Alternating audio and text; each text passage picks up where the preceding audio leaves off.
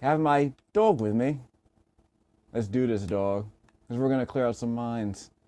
I'm only going to show this once, I bet. Because I've done this before, and this isn't going to be something I'm going to spend a whole lot of time doing. This dog right here is a tracker. And he's barking because he sees mines somewhere, and he's pointed generally in the direction of the mines, and he's pitching a fit. This is going to be an interesting minefield because see that blue light over there? That's a sniper. So it's probably going to make this a bit more complicated, and I kind of wish I'd taken him out beforehand. But he's pointing in the general direction. Yeah, it was interesting the first time I did this because a bandit actually walked into the mine, which is how I found the first mine ever. Actually, the first mine I found ever was me running over it and finding out that there are minefields in this game. Here we go. So he's pointing in another direction now. There we go. Found him. Okay. This is basically all there is to it. You know, looking at the direction that the dog is pointing in and ultimately creeping up toward the mine. Now, how much did it go down? That didn't go down very much, and that's very disappointing. There was only one mine in this minefield? Okay, I was not expecting that. Okay, but here's the trick. The only way to get here with this buggy, with Beachcomber and my dog, is to actually drive it from the stronghold here. So that brings up an obvious problem. How am I going to get to these other mines? Well, I have to drive there manually, which stinks. But we'll get to that, and I'll explain why, because if I try to fast travel here, I'm going to lose my dog and my buggy. So I'm going to have to do it manually, like in Grand Theft Auto, basically. If you want to go anywhere, you have to drive. And there's no you're not allowed to fast travel there in this buggy. Which is unfortunate, because it means I have to... Anytime I want to go to any minefield, like this one over here, I thought there was one over here. Like this one. I can't fast travel here. I'm going to have to drive here all the way from Jeet Stronghold. Same with this one. I can drive here from Jeet or from Gut Gash over here. Are there any others? Not really. So there's one over here, but the only way to get there is to drive there from Gut Gash. So this is the kind of nonsense that I'm talking about. I mean, it's busy work. So I'm not going to be doing a whole bunch of these. I'll just do this one because I'm here. And because this is a buggy, I have no boost. I have no ram bar. So basically, it's just an excuse for me to use a crappier car to do a very specific task, which really isn't that interesting. I mean, maybe I can upgrade this buggy at some point. Yeah, he caught a scent. The dog won't die. Don't worry about it. Does the dog die? Not in this mission. Don't worry, kids. Although I guess the real problem... Here we go. Yeah, it's right around here.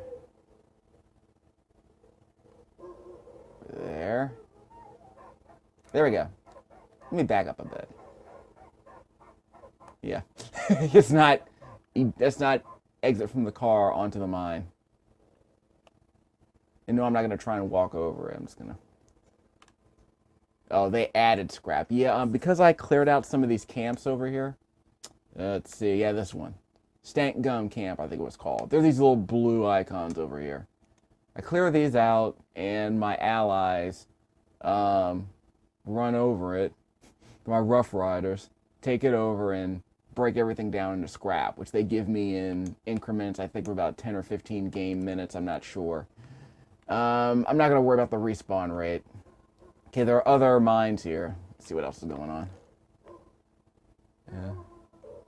So I'm in the right direction. I guess this is better than a beeping beacon.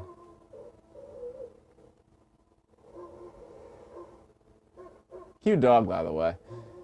But it doesn't seem to be very useful in this game. But it's kind of cute to see them give a companion a gamey purpose. This wasteland's kind of bleak, but hey, there's a dog in the game, and the dog's helpful. Like Chum, there's a... You know, it's like Chum, you know, there's a companion in this game, and he's helpful. He's kind of off his nut, but he's helpful. And the Marauders, you know, and you're helping people by giving them water, so it's not as bleak a wasteland as you think it could be. Uh-oh, those guys are going to walk into the minefield, aren't they? Yeah. They're walking right into the mine. And I can't help them because they don't have water icons. Well, maybe if I clear out the minefield, I'll keep them from walking into it. So yeah, this place is bleak, but there are these little touches where companions help you survive. Although in this case, all they really do is make it easier for you to lower threat levels. Although in this case, like right here, normally there would either be a water icon here, meaning I can give them some water. They're not going to talk.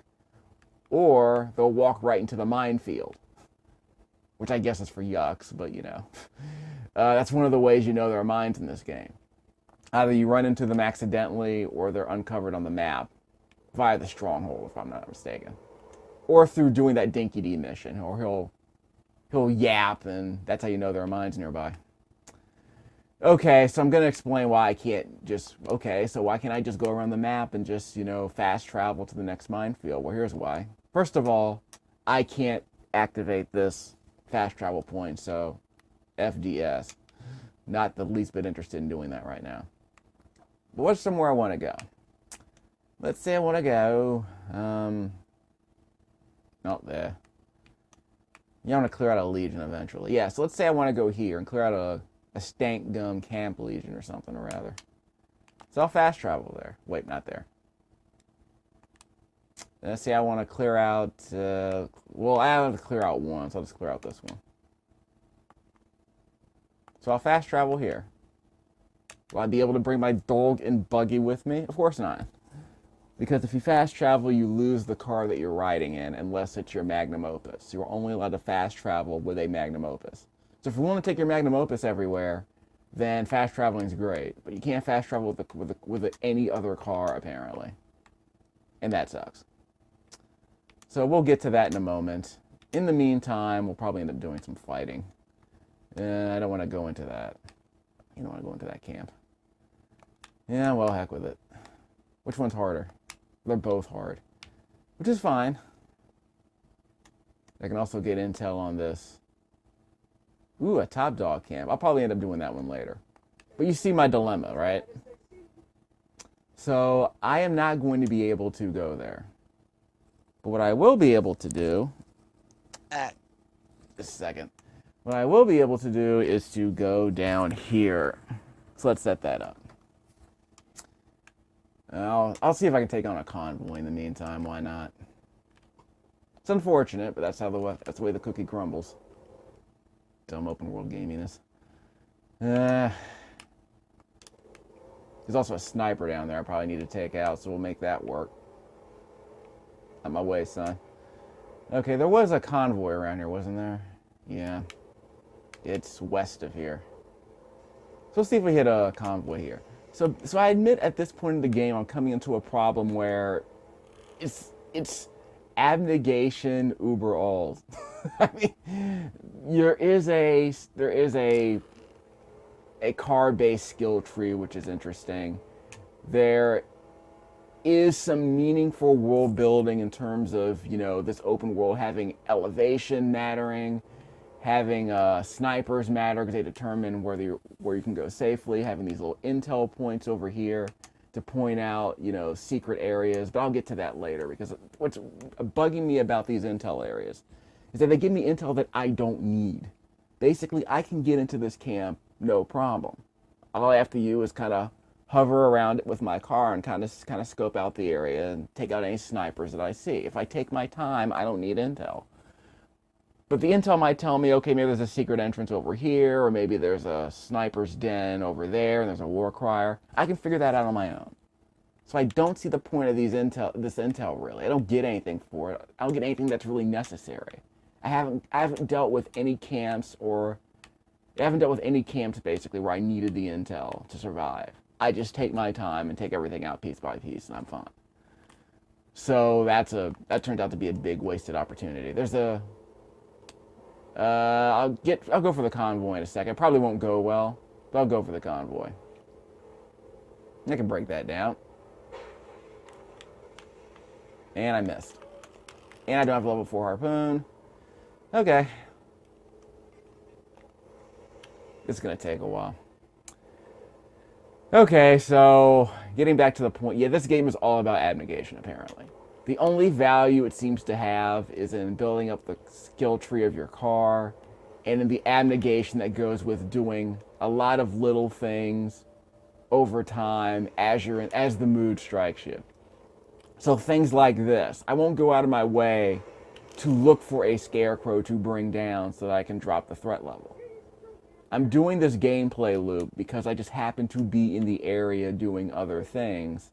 And if I'm going to, I'll take down a scarecrow while I'm doing it because I'm already here and I don't want to come back later and have to search for scarecrows to drop. You saw how much the the threat level went down by dropping it, but I didn't have a level 4 harpoon. And I guess the only thing the harpoon really does is make taking down those scarecrows faster. But it doesn't gate the content in the sense that you can't bring down a scarecrow without a level 4 harpoon.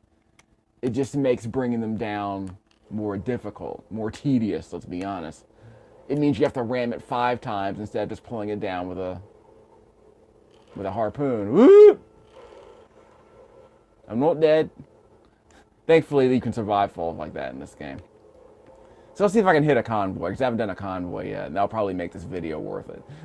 But yes, you saw the minefields. You saw me explain the abnegation principle, basically, which is the way you make progress in this game is by coming across areas.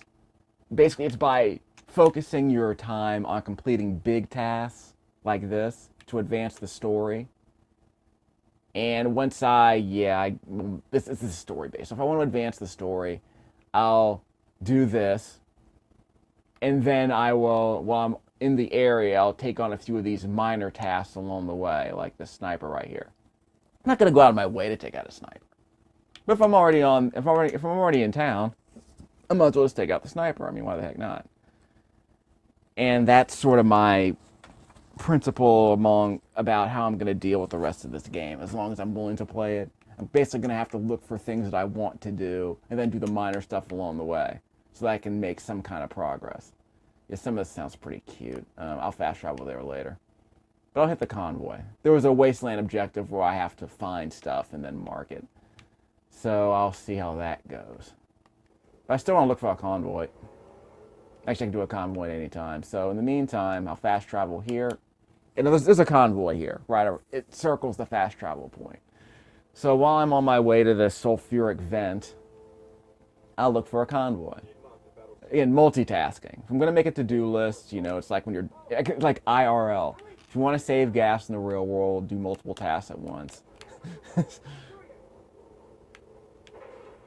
Yeah, because apparently if your engine's warm, you save gas. I don't know if that matters in this game, but in real life, that's a game mechanic that matters. Chaining together multiple tasks, and wow, my frame rate just tanked.